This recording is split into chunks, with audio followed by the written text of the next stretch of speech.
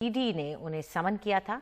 कल ईडी का समन मिलने के बाद एनसीपी ने ट्वीट कर बताया था कि खडसे पेश होने से पहले एक प्रेस कॉन्फ्रेंस करेंगे, लेकिन रात में ही फिर ट्वीट कर प्रेस कॉन्फ्रेंस रद्द कर दी गई।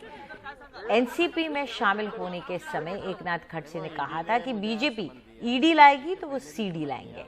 ऐसा माना जा रहा था कि खडसे किसी बड़े नेता के खिलाफ खुलासा कर सकते हैं। कल ही इस मामले में ईडी ने खडसे के दामाद को गिरफ्तार किया था।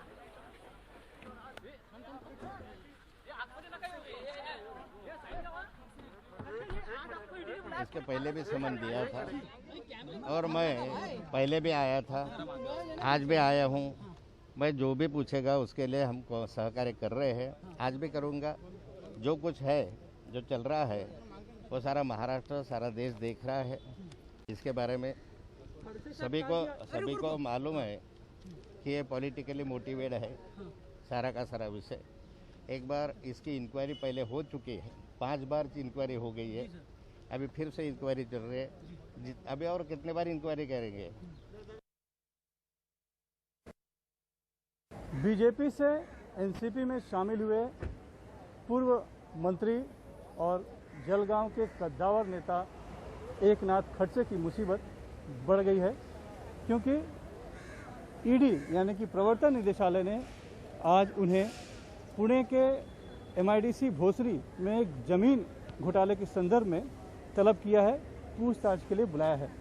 और ख़ास बात यह है कि कल ही उनके दामाद गिरीश चौधरी को ईडी ने गिरफ्तार कर लिया है। मामला कुछ इस तरह का है कि आरोप यह है कि खडसे जब रेवेन्यू मिनिस्टर थे बीजेपी और शिवसेना की सरकार में 2016 में, तब एक ज़मीन का सौदा हुआ था और भोसरी में एमआईडीसी में एक ज़मीन का 3 एकड़ की ज़मीन थी, जिसको कि खडसे के पत्नी और उनके दामाद ने मिलकर खरीदा था। आरोप यह है कि ज़मीन की उस समय की बाजार की कीमत तकरीबन 31 करोड़ रुपए थी, लेकिन उसे 3 करोड़ 75 लाख रुपए में यानी कि औने पौने दामों में खरीदा गया। और इस वजह से जो सरकार है उसको रेवेन्यू में तकरीबन 61 करोड़ का नुकसान हुआ।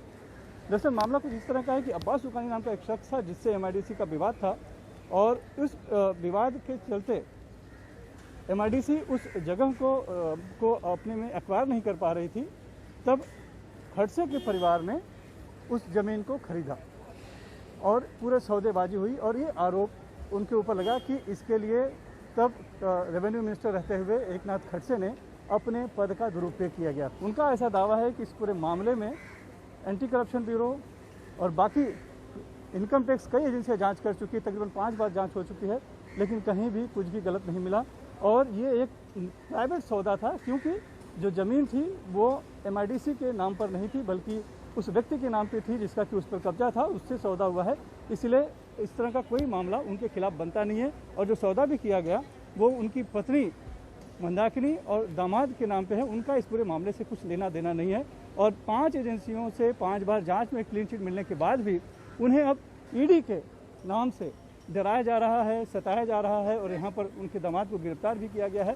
यानी इस पूरे मामले में राजनीति हो रही है, और सिर्फ इसलिए इस राजनीति हो रही है क्योंकि उन्होंने बीजेपी छोड़ एनसीपी का दामन थामा, और जब एनसीपी का दामन थाम लिया उसके बाद से ही लगातार ईडी इस तरह की कार्रवाई कर रही है और उनको और उनके परिवार को सता रही है। मुंबई से cameraman Praveen Rohit Singh, NDTV India के लिए।